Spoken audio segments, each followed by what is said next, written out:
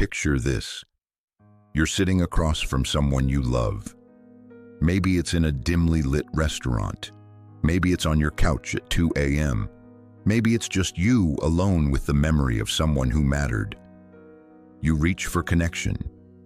You want it to last. But deep down, something feels off. The conversation is easy, but the silence between you is heavy.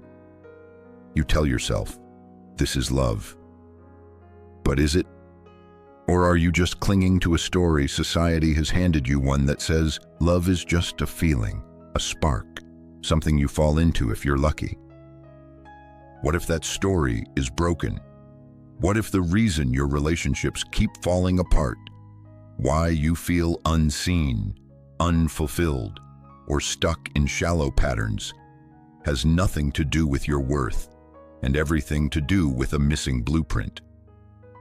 What if love isn't something that happens to you, but something you do? And what if there's a way to practice love so deeply that it can transform not just your relationships, but who you are? Today, we're going to challenge everything you think you know about love. We're going to draw from Erich Fromm, a psychoanalyst and philosopher who saw love not as a fairy tale, but as a lifelong art to be learned, practiced, and embodied. And we'll uncover the 4 pillars of true love care: responsibility, respect, and knowledge. These aren't just words. They're radical tools you can use starting now to change the way you love and to finally build the deep, sustaining relationships you've always craved. Ready? Let's begin. Let's start by shattering the most seductive myth of all: that love is something you fall into, that it's automatic, that if you just meet the right person, everything will work out. Fromm writes, "Is love an art? Then it requires knowledge and effort." He's not saying love is joyless or cold. He's saying that love, like painting, playing music, or even living well, is a discipline. It's an art that demands conscious practice. Think about it. Imagine if someone handed you a violin and said, "Play something beautiful." Would you expect music to just pour out of you? Of course not. You'd expect to be awkward at first, to learn, to fail, to get frustrated, to try again. Yet with love, we believe it should just work. And if it doesn't, we blame ourselves, our partners, or bad luck. So here's the first painful question. Have you been treating love as a skill to be practiced? Or have you been hoping for effortless magic? What does this mean for you?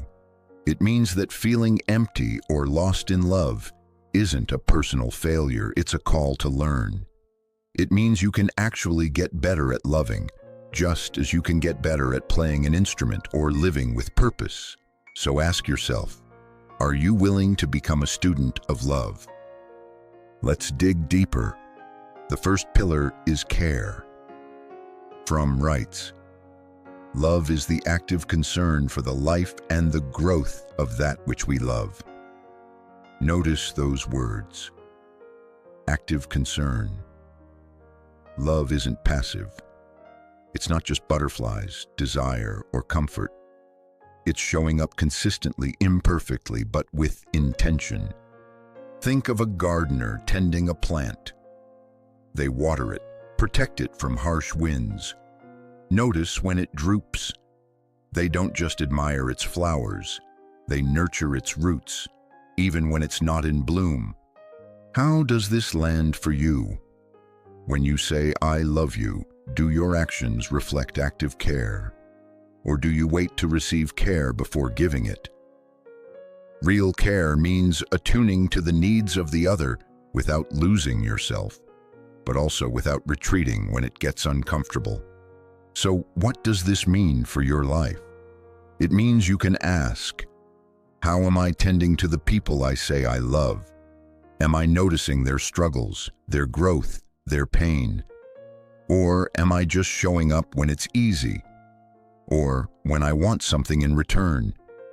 Try this. Each day, choose one small act of care that requires no recognition. Not a grand gesture, just something attentive.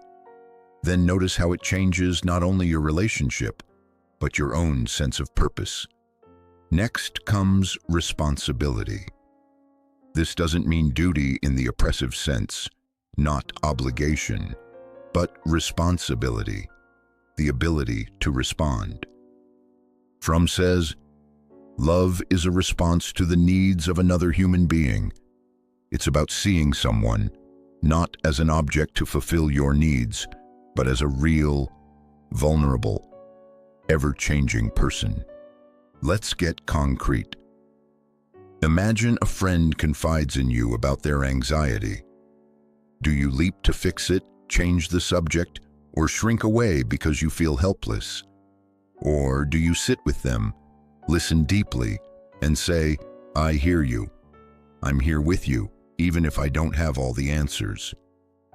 Responsibility is not rescuing, it's the willingness to engage with another's experience, even when it's messy or inconvenient.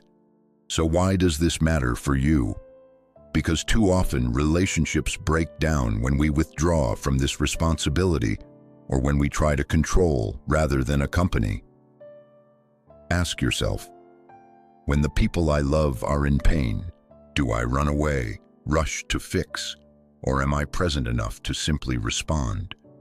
The next time someone you care about expresses a need or a feeling, pause. Before reacting, ask yourself, what does it mean to respond here, not to fix or avoid? The third pillar is respect. Now, let's be honest, respect is a word we throw around a lot. But Fromm's idea is deeper. Respect means seeing the other person as they really are, not as an extension of you, not as a project to be improved, not as a mirror for your insecurities. He writes, respect means the concern that the other person should grow and unfold as they are. Imagine you're in a relationship where every preference, every ambition is subtly shaped to fit someone else's ideal. Have you ever felt that urge to help someone become the person you want them to be? Or maybe you've been on the receiving end feeling suffocated by someone's love that really just wants you to change. Respect is the antidote to this. It's the willingness to let the other be themselves, even when it challenges you. How could you use this insight? Ask, in my closest relationships, am I making space for the other to unfold, even if it means they outgrow my comfort zone? Am I willing to let them surprise me, or am I clinging to an idea of who they should be? Write down 3 ways the people you love have changed over time. Do you celebrate their growth, or do you grieve what you thought they would remain? And finally, the 4th pillar, knowledge. Fromm says, to love means to know, not just knowing facts, birthdays, favorite foods, memories, but knowing the hidden fears, the wounds, the dreams that might never be spoken aloud. True knowledge is an ongoing act. It's curiosity, not assumption. It's asking, what is it like to be you today, even when you think you already know the answer? Think about the last argument you had with someone close to you. How often did you listen to understand versus listening to defend? How many times have you finished someone's sentence in your head, assuming you already get them? Knowledge is humble. It admits you never truly arrive. You are always learning, always revising your understanding of the other. Why is this crucial for you? Because when you stop being curious, when you settle for what you think you know, love grows stale, rigid, even resentful. Tonight, ask someone you care about, what's something you wish I knew about you right now? And really listen. Let's pause and connect the dots. If love is an art, then care, responsibility, respect, and knowledge aren't just nice ideas. They're the craftsmanship that turns love from fantasy into practice. But here's the hardest truth. You can't do these pillars perfectly. Love isn't about getting it right every time, it's about committing to the practice, again and again. So let's go deeper. How do these pillars show up in real life? What does it look like to stumble, to fail, to try again? Let's explore. Imagine this. You're exhausted after work. Your partner wants to talk about something important, and all you want is a moment of peace. You snap, you withdraw, you say something you regret. Instantly, the 4 pillars are put to the test. Did you show care for their need and for your own limits? Did you take responsibility not to fix, but to respond with presence? Did you respect their need to be heard, even if you felt overwhelmed? Did you seek knowledge about what's really going on beneath the surface for both of you? Here's the uncomfortable truth. Most of us fail more often than we care to admit. We collapse into old patterns. We shut down. But that's where the art comes alive. Because every time you catch yourself, every time you reflect, apologize, or try to understand a little more, you're strengthening your capacity to love. Maybe you're single, feeling that ache for connection.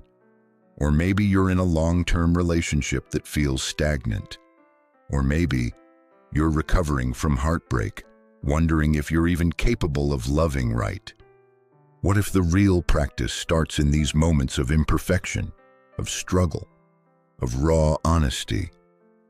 Here's a question to carry with you. When love falters in your life, do you use it as evidence that you're unlovable, or as an invitation to practice again with more awareness? Let's zoom out. Why does any of this matter right now in your life? Because we live in a world obsessed with speed, with surface, with disposable everything. Apps promise instant connection. Movies sell you effortless romance. But deep down, you know real love is rare. It's rare not because you're unworthy, but because few people are taught how to love. Fromm says, there is hardly any activity, any enterprise, which is started with such tremendous hopes and expectations, and yet which fails so regularly as love. Isn't that striking? We train for careers, we study for years, but when it comes to love, we're expected to just know. What if you let go of that myth? What if you approached love as a lifelong practice, worthy of your attention, your humility, your courage? And what if, instead of looking for the right person, you became someone who practices the art of loving? So here's the invitation. Where in your life are you hungry for deeper connection? Which of the 4 pillars is calling you to grow today? Remember, care is tending to what you love, even when it's hard. Responsibility is showing up, not just for your needs, but for theirs. Respect is seeing the other as they are, not as a reflection of you. Knowledge is the humility to keep learning, even when you think you know someone. Let's bring this home. You started this video searching for answers, wondering why love so often feels out of reach, or why even your deepest connections sometimes leave you wanting more. You've learned that love isn't a passive accident. It's an art, and every artist has tools. First, you discovered that care isn't just sentiment, but action, a willingness to nurture and protect, even in ordinary ways.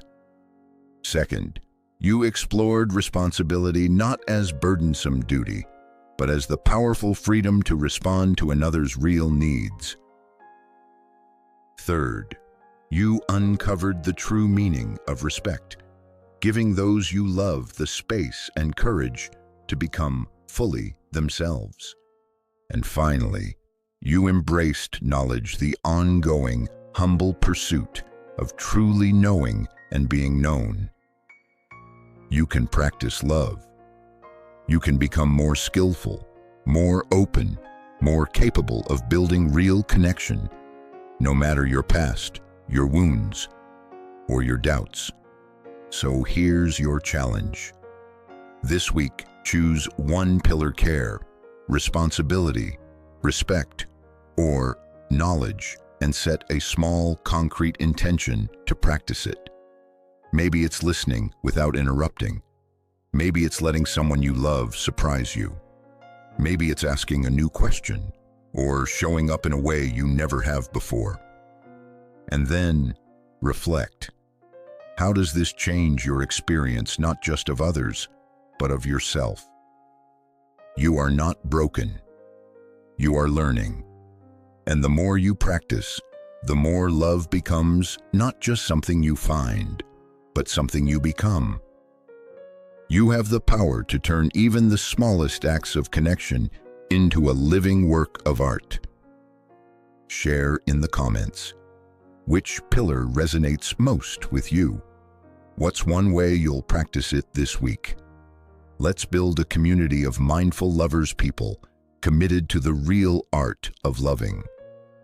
If this video brought you insight, subscribe to MindMirror for more deep, practical tools to transform your mind and your life.